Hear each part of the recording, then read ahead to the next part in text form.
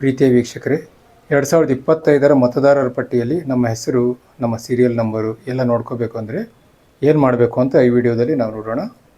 First ನೀವು Chrome ಬ್ರೌಸರನ್ನು open ಮಾಡಿಬಿಟ್ಟು voter list 2025 ಅಂತ ಕೊಡಿ. ಆಗ ಹೋಮ್ ಪೇಜ್ ಅಂತ ಈ ರೀತಿ ಓಪನ್ ಆಗುತ್ತೆ. ಮತ್ತೊಮ್ಮೆ ಹೋಮ್ ಪೇಜ್ ಮೇಲೆ ನೀವು ಕ್ಲಿಕ್ ಮಾಡಿದಾಗ ಈ ರೀತಿಯ ಒಂದು ಪೇಜ್ ಓಪನ್ ಆಗುತ್ತೆ, ಒಂದು ಇಂಟರ್ಫೇಸು. ಈ ರೀತಿಯಾದರೂ ಇಂಟರ್ಫೇಸ್ ಬರುತ್ತೆ. ಇಲ್ಲ ಅಂತಂದರೆ ವೋಟರ್ ಲಿಸ್ಟ್ 2025 ಅಂತ ಕ್ಲಿಕ್ ಮಾಡಿದಾಗ ವೋಟರ್ ಸರ್ವೀಸಸ್ ಪೋರ್ಟಲ್ ಅಂತ ಆದರೂ ಬರುತ್ತೆ. ಅದರ ಮೇಲಾದರೂ ನೀವು ಕ್ಲಿಕ್ ಮಾಡಿ, ಎರಡು ಒಂದೇ. ಕ್ಲಿಕ್ ಮಾಡಿದಾಗ ಈ ರೀತಿ ಇಂಟರ್ಫೇಸ್ ಬರುತ್ತೆ. ಈಗ ಈ ಡೀಟೇಲ್ಸನ್ನು ನಾವು ಅಲ್ಲಿ ಫಿಲ್ ಮಾಡಬೇಕು. ಕರ್ನಾಟಕ ಸೆಲೆಕ್ಟ್ ಮಾಡಬೇಕು. ಕೆಳಗಡೆ 2026 ಅಂತ ಬರ್ತಾ ಇದೆ. ನಾವು 2025 ಸೆಲೆಕ್ಟ್ ಮಾಡಿಬಿಟ್ಟು ಆಮೇಲೆ ರೋಲ್ ಟೈಪ್ ಅಂತಿದೆ, 2025 ಆಯಿತು. ಆಮೇಲೆ ಸೆಲೆಕ್ಟ್ ಡಿಸ್ಟ್ರಿಕ್ಟ್ ಅಂತಿದೆ, ಡಿಸ್ಟ್ರಿಕ್ಟನ್ನು ಸೆಲೆಕ್ಟ್ ಮಾಡ್ಕೋಬೇಕು. ಚಿತ್ರದುರ್ಗ, ನಾನು ಚಿತ್ರದುರ್ಗ ಇಲ್ಲಿ ಸೆಲೆಕ್ಟ್ ಮಾಡ್ತಾಯಿದ್ದೀನಿ. ಅದರ ಕೆಳಗೆ ಅಸೆಂಬ್ಲಿ ಕಾನ್ಸ್ಟಿಟ್ಯೂಯೆನ್ಸಿ ಅಂತಿದೆ, ನಮ್ಮದು ಹೊಳಲ್ಕೆರೆಯನ್ನು ಸೆಲೆಕ್ಟ್ ಮಾಡ್ಕೊತಾ ಇದ್ದೀನಿ. ಅದಾದ ನಂತರ ಸೆಲೆಕ್ಟ್ ಲ್ಯಾಂಗ್ವೇಜ್ ಅಂತಿದೆ, ಅಲ್ಲಿ ಕನ್ನಡ ಅಂತ ಬಂದಿದೆ. ಅದಾದಮೇಲೆ ಕ್ಯಾಪ್ಚಾವನ್ನು ಅಲ್ಲಿ ಫಿಲ್ ಮಾಡಬೇಕು.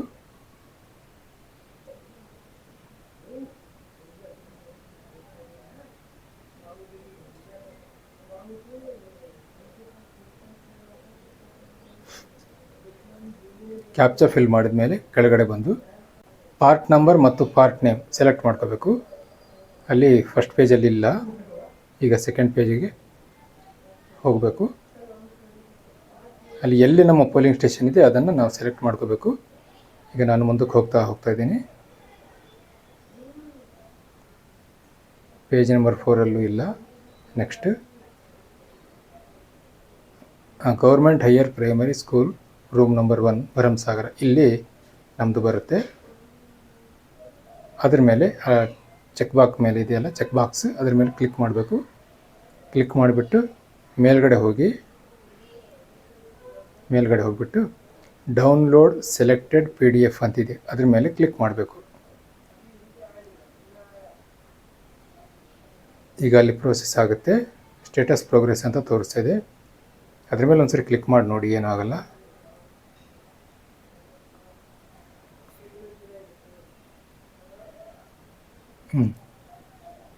ಈಗ ಫೈಲು ಡೌನ್ಲೋಡ್ ಆಗ್ತಾ ಇದೆ ಅಂತ ಅರ್ಥ. ಈಗ ಫೈಲ್ ಡೌನ್ಲೋಡೆಡ್. ಈಗ ಅದನ್ನು ಓಪನ್ ಮಾಡಿದಾಗ ನಿಮಗೆ ಮತದಾರರ ಪಟ್ಟಿ ಬರುತ್ತೆ, ಆ ಪೋಲಿಂಗ್ ಸ್ಟೇಷನ್ದು. ಇಲ್ಲಿ ಫೈಲ್ ಬಂದಿದೆ, ಅದನ್ನು ಈಗ ನಾವು PDF ಅಲ್ಲಿ ಓಪನ್ ಮಾಡೋಣ. ಈಗ ಆ ಫೈಲ್ ಬಂದಿದೆ. ಅದರಲ್ಲಿ ಆ ಪೋಲಿಂಗ್ ಸ್ಟೇಷನ್ಗೆ ಸಂಬಂಧಪಟ್ಟಂತೆ ಯಾರ್ಯಾರು ಮತದಾರರು ಬರ್ತಾರೆ ಅವರೆಲ್ಲ ವಿವರಗಳು ಲಿಸ್ಟ್ ಇದೆ ಅದರಲ್ಲಿ. ಆ ಲೀಸ್ಟನ್ನು ಬೇರೆ ಬೇರೆ ಉದ್ದೇಶಗಳಿಗೆ ನೀವು ಬಳಸ್ಕೋಬೋದು.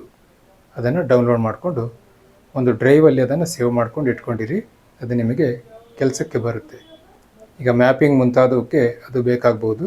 ಆದ್ದರಿಂದ ಈ ರೀತಿ ನಾನು ಹೇಳಿದ ವಿಧಾನದಲ್ಲಿ ಅದನ್ನು ಡೌನ್ಲೋಡ್ ಮಾಡ್ಕೊಳ್ಳಿ. ಈ ರೀತಿ ಡೌನ್ಲೋಡ್ ಮಾಡಿಕೊಂಡು ನಿಮ್ಮ ಹೆಸರನ್ನು, ಆ ಲೀಸ್ಟ್ ನಂಬರು ಪ್ರತಿಯೊಂದನ್ನು ಅಲ್ಲಿ ನೀವು ಚೆಕ್ ಮಾಡ್ಬೋದು.